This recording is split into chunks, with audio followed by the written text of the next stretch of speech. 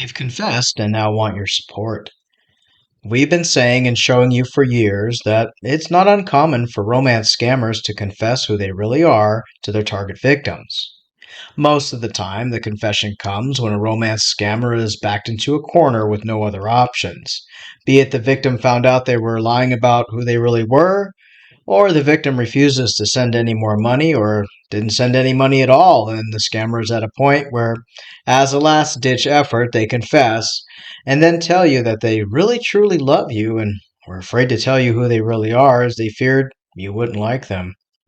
This is a very common occurrence, and in the confession, there are always lies included.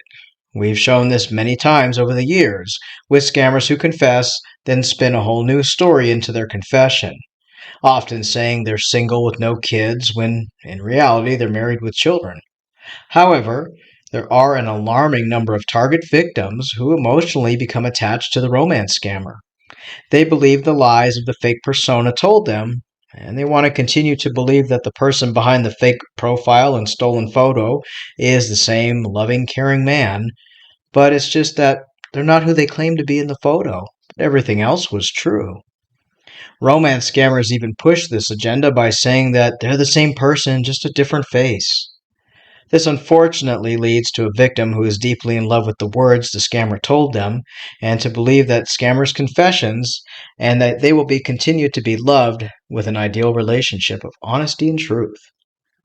Romance scammers who are able to continue a relationship with the victim after confessing will then try and manipulate the victim into carrying on the relationship as if everything is normal, asking the victim to forgive the fake photo they used, but believe all the rest, including their true feelings. The scammer then tends to ask for small things like gift cards, money for food, schooling, and other items, continuing their scam and a real relationship, giving the victim the same lovey-dovey stories and poems and songs and more, but just doing it with their real photo, and now they'll even video chat to you on a daily basis. As things progress and they have the victim totally wrapped up in the notion of meeting one day, perhaps the scammer invites their online love to visit them. The scammer seeks more opportunity. They then bring up marriage, applying for a visa, coming over to the victim's country, and living together forever.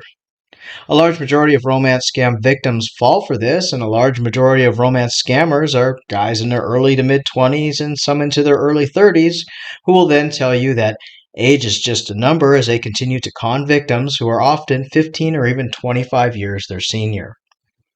While many victims who fall for this don't see themselves as being scammed because the person confessed and as being, quote, genuine, the reality is the romance scammer doesn't stop scamming others because he confessed to you. He is simply using a different tactic to scam you: partial honesty. And they often continue to scam others with their fake profiles.